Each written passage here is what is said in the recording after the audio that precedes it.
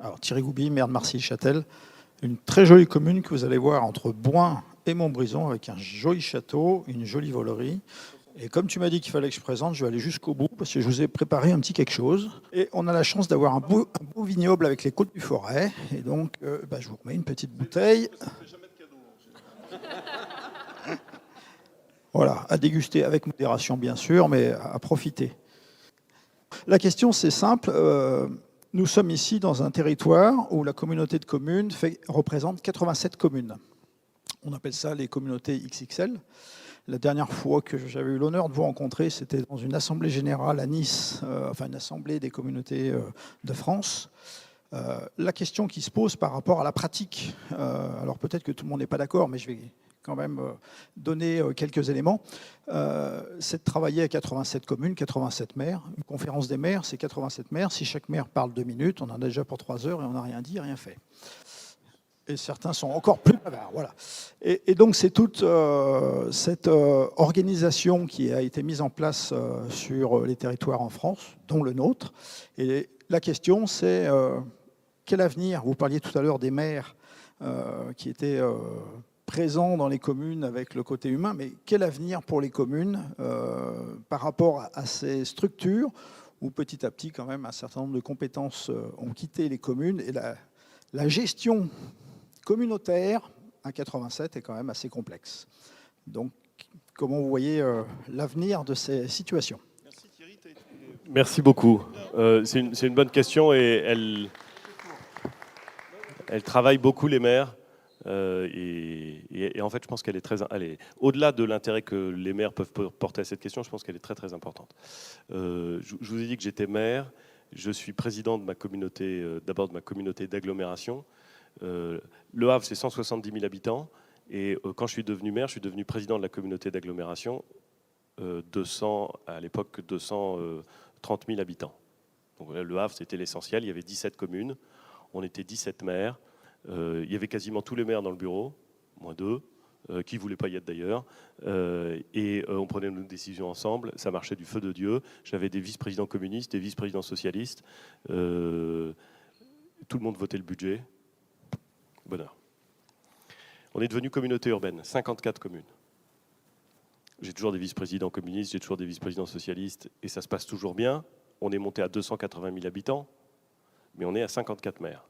Et la conférence des maires à 54, c'est moins difficile qu'à 87, mais c'est plus difficile qu'à 17, je vous le confirme.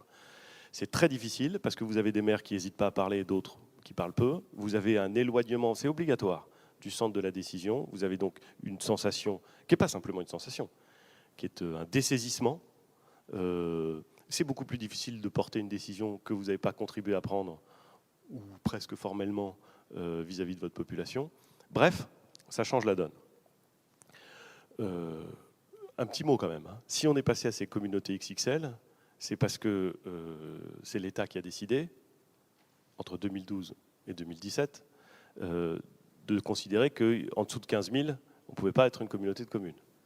Et donc, ils ont augmenté le seuil, et donc vous avez obtenu des communautés beaucoup plus grandes. Est-ce que c'était une bonne décision?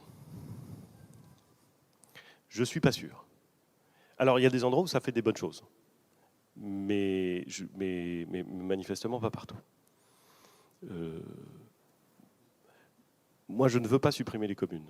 C'est-à-dire que je pense qu'on vit dans un monde où on a énormément besoin de coopération intercommunale, on a besoin des intercommunalités, mais ce qui tient les Français dans leur appartenance démocratique à quelque part, c'est la commune.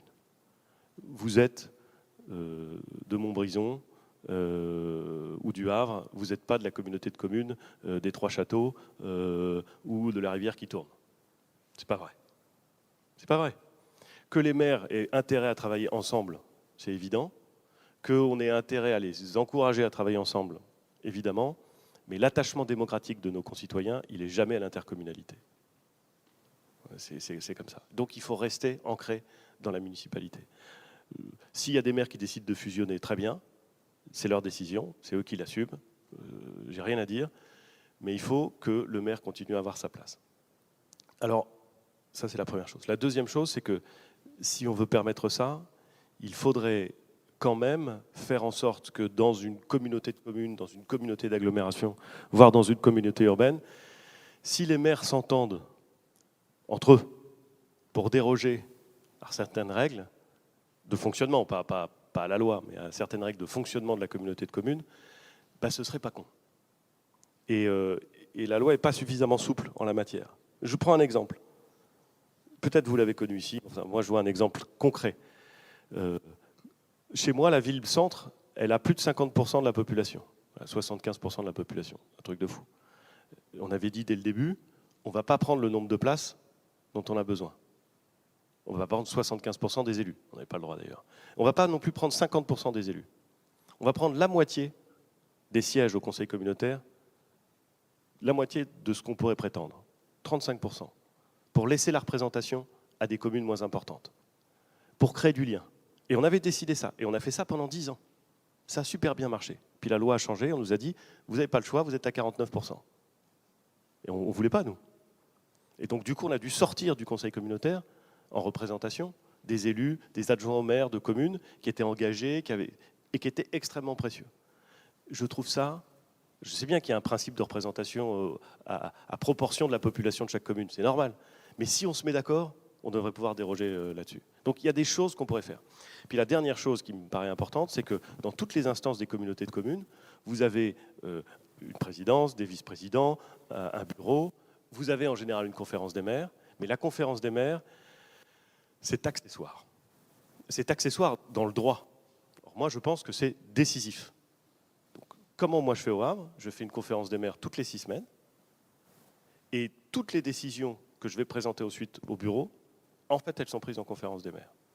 Et la dernière fois qu'on a fait une conférence des maires, on a même fait une conférence des maires où sur chaque sujet, on a séparé la conférence des maires en 4 groupes, 54 divisé par 4, c'était assez facile, pour que chacun puisse échanger en petits groupes et ensuite avoir une position, arbitrer et ensuite la présenter au bureau.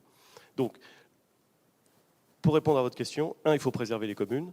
2, il faut laisser de la possibilité aux maires de s'entendre sur des règles de fonctionnement à l'intérieur de la communauté de communes qui leur sont propres. Et 3, il faut faire en sorte que la conférence des maires, ce ne soit pas un outil d'information ou d'animation, mais un outil de décision. Et je suis totalement certain que si on ne fait pas de la conférence des maires un outil de décision, on va couper les maires des lieux de décision à l'intérieur de la communauté de communes. Et si on fait ça, on va à la cata. Voilà.